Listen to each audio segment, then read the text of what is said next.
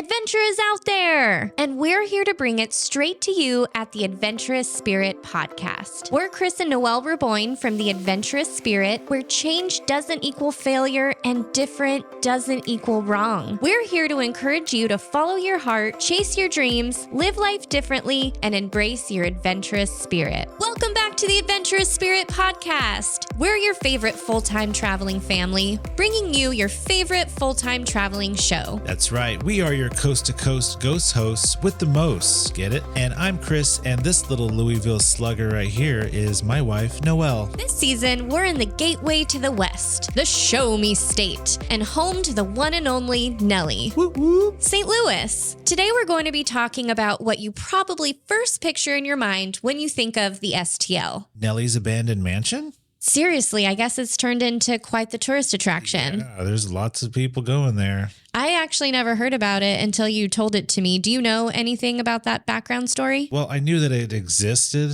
I've seen a couple videos in the past of people. I guess it's not that hard to find and it's not that hard to get into because it literally is just this old house. So people have gotten in there and just kind of walked around. I guess it's caught on where a lot of people have found it. So it's become kind of a tourist destination. Interesting. So you and I might have to go find it. I mean, I'm not opposed. Uh-oh. Might find some old Band-Aids or something. Well, whereas that's very interesting, that's not the correct answer. I'm talking about the Gateway Arch. We took the kids to the Gateway Arch National Park and answered a lot of questions our family had about the infamous arch. Like, is it really worth visiting? Is it more than just a cool photo opportunity? Is it disappointingly smaller than you imagined? So make sure to follow along so you can join the family. You can follow us on Instagram and TikTok at The Adventurous Spirit with one S, as well as on Facebook and YouTube at The Adventurous Spirit with two S's, so you can join us on these adventures and see how fashionable we can be. So you might be surprised to find out that the Gateway Arch is actually part of a national park. I did not know that prior to us going there. I mean, I knew it was there, but I didn't know it was that legit. I mean, it's in the National Park Club. Right. I mean, seriously, we've made it a point to visit as many national parks as we can on our travels, like Joshua Tree, Olympic, Glacier, Yosemite, Zion, Grand Canyon. We are national park hunters. Yeah. And here's one right around the corner from us. But the Gateway Arch, a national park? I guess that's why they call it Gateway Arch National Park. You really do learn something new every day, especially in this lifestyle as a traveler. Who knew? So the park is rightfully in the heart of downtown St. Louis. And when you arrive, of course, the first thing you're going to see is the arch itself. And I will report that it is definitely not smaller than I was picturing. The thing is massive. I mean, you can see it from really far away driving around the city. I know we've caught glimpses of it before when we were here the last time we were in St. Louis, but I honestly thought it was something that you were just going to drive by and go, oh yeah, there's the arch. Hey, we're close to it now. But when you actually get up to it, it's impressive. It's huge. It's 630 feet tall, and it feels even bigger than that. It's kind of one of those optical illusions where I can't tell if I'm looking at something so huge or if it's just really far away. Yeah, you really do feel just like small, tiny ants like walking around the base of it. Yeah. And so given the amazing view and the beautiful grass-covered park that's all surrounding all of it, you could easily just spend an entire afternoon just sitting on a bench or having a picnic, take a football with you, throw a football around, and just take in the sight and beauty of the arch. Yeah, the park area itself is kind of nice. There's lots of people riding bikes and just doing their jogging and stuff. So yeah, great place to just hang out and be under the arch. But there's actually quite a bit to experience here. So we found out that located underneath the arch itself is a beautiful, free, world-class museum. That's right. This is a great place to learn all about the city's very deep, over 200-year-old history. We actually visited on St. Louis's 260th birthday unplanned. Yeah. St. Louis was founded February 15th, 1764, and we ended up there on February 15th, 2024. So it was, we were there on St. Louis's 260th That's birthday? Right. Nice. This was a fun surprise I really enjoyed. The kids were a little less impressed. And I get it. The life of a struggling preteen where your parents are just talking about stuff that literally does not matter. Like the day that St. Louis was established. Right. Cool, Mom and Dad. Yeah.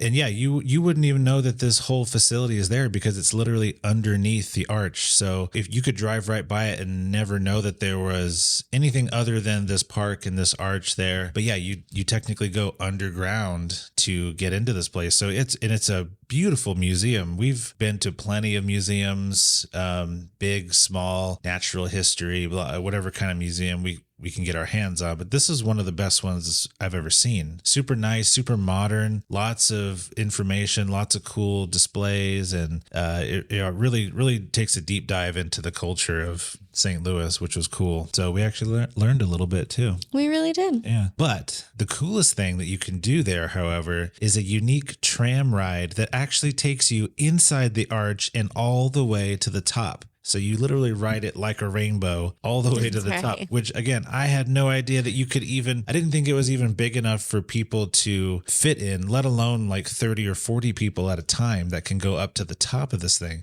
Because like I said, when you look at it from the ground, the top of it, it's hard to get the scale. You see these little tiny, what look like little vents at the top of the arch. And then when you get up there, you find out that those are windows that you can actually look out of. Yeah, that's the coolest thing you can do. So we definitely bought tickets for that. The museum is free, but you have to buy tickets for that, and you have to assign yourself a time to get on your tram and go up. So we definitely took advantage of that. So adult tickets for the tram are $15, and kids 3 to 13 are $11. So since we can book our time in advance, we wanted to give ourselves a little time to check out all the facilities, really soak up the museum. And we had a couple of nervous Nellies in our group that were a little weary about jumping in these tiny little pods that are going to take us. They are very tiny. Yeah, they give you, there's like a sample one in the lobby. I was thinking I was like, this isn't it. For some reason, I didn't believe it. I was just like, well, I hope this isn't what I'm going to be getting into. Yeah, think of like a old school carnival Ferris wheel pod, or like the old people movers at Disneyland. But that was built in the 60s, and you ride a metal rainbow. Yeah. It's pretty much the vibe there. But like Chris was saying, yeah, you purchase your tickets and then you're assigned or you can choose which time you want to go for your ride. And so we purposefully blocked one of the latest tram rides in order to capture the beginning of the sunset. Always chasing those sunrises and sunsets, you know? Yeah, it makes everything more magical if you plan hikes or adventures at either sunrise or sunset. And if you want to see this adventure for yourself, we did document it all in video. So we have a full YouTube video.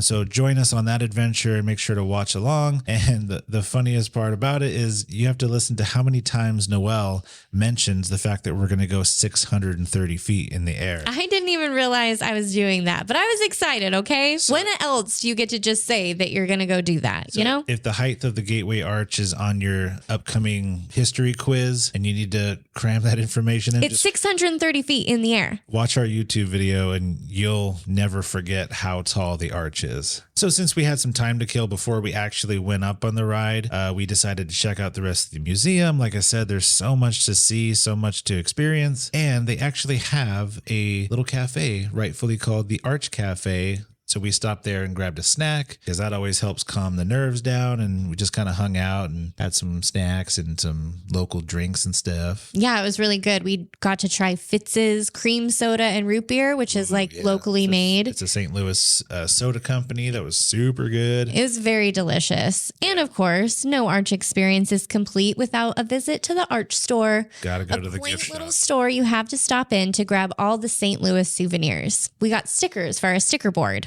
Yeah. Do they know about our sticker boards? Did you guys know? Tell them. Yeah. So since we started full-time traveling, we've collected stickers and put them on a sheet of plexiglass for each year we've been traveling. This initially started out as a way to display them on our RV without actually stickering the RV itself. Because even back then, we knew ourselves well enough to not put personalized stickers on something we would probably be selling in the near future. And we did. Exactly. So we Velcroed plexiglass to the RV to display them proudly, but still have enjoyed this idea and tradition and are keeping it alive post RV life as well. We're currently on our third plexiglass, where our most recent sticker find from the Arch store will find its forever home. Yeah, it's a cool little travel hack for people who collect stickers. I mean, I think everyone kind of does. whether you like it or not. But it's that's the a cool way. easiest, most travel friendly souvenir, because when you're traveling, especially full time, you're not trying to collect knickknacks. You cannot continue to just like keep collecting stuff. So stickers is always a great. You can only have so many option. shot glasses and snow globes. That's right. So back to the adventure that we were on. So when it was finally time for our journey to the top, it comes with a tour guide, so you kind of get lined up, and they explain how the boarding process is going to be for the tram pods, including he gives you the whole history of the construction, what to expect, and other fun entertainment. Seriously, the tour guide was super cool and very knowledgeable, and kind of gives you those Jungle Cruise tour vibes. And he told us that since we're a group of 4, we got to have an entire pod to ourselves. Woo! Yeah, and by entire pod, I mean the 4 of us, I mean including Kate, or could barely fit in there. I mean, I hit my head like 6 times. We're all touching knees. Exactly. So it's a small pod, but I think they said it was like over 1,000 stairs in order to get up there. So a lot more comfortable than doing that. Yeah. So once the whole tour group was together, we were off, and they even take a souvenir picture for you before you take off. And of course, I don't know about all of you guys, but we forgot to see that picture later. I never go back and look at those ever. I think we have a pile of those little cards they give you that say, hey, make sure you stop here and get your souvenir picture, that you're never going to buy it, but I'd like to see it. Yeah. It's like, oh, it's $40. So. But it's about a 3-minute ride in these tiny pods, but it's honestly more considerate than taking all those stairs you were mentioning.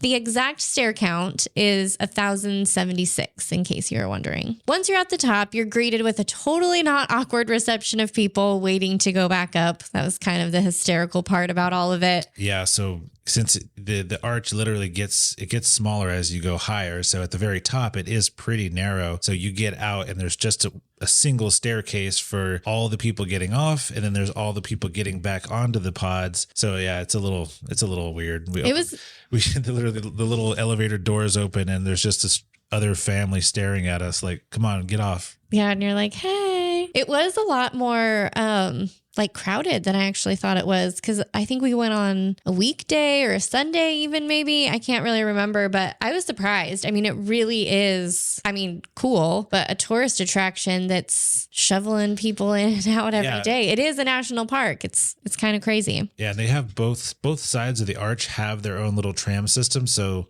north and south. Yeah, but on this day they only had one side that was running. That's right. But yeah, it was like 35 to 40 people at a time. That's right. So they have 8 pods at a time, and they're all, only 4 people can fit in each pod. So yeah, each tour group's only going to be about like 35, 36 people, whatever that math is. So once you get up there, you have seriously the best view of downtown St. Louis, and you can see Illinois on the other side. So when you look out to the west, you're looking at St. Louis, and then when you look out to the east, you're looking out to Illinois. The view of downtown St. Louis is awesome. Pretty sweet. Yeah, it's pretty awesome. And like right at sunset, like we had planned, we picked that later time. I think it just made that view even more like jaw dropping. I don't think it would have been. Yeah. Yeah. So once we got up there and got that view, all of our nerves that any of us had were instantly gone. We were all glad that nobody chickened out, because at first, not everybody, I won't name names, wanted to go up, but everybody had fun. Even Cade, the way that it's designed is there's like this, it's like a hallway, right? So you're literally on the very tippy top of the arch. And like I said, there's these little rectangle windows, and you have to literally like lean over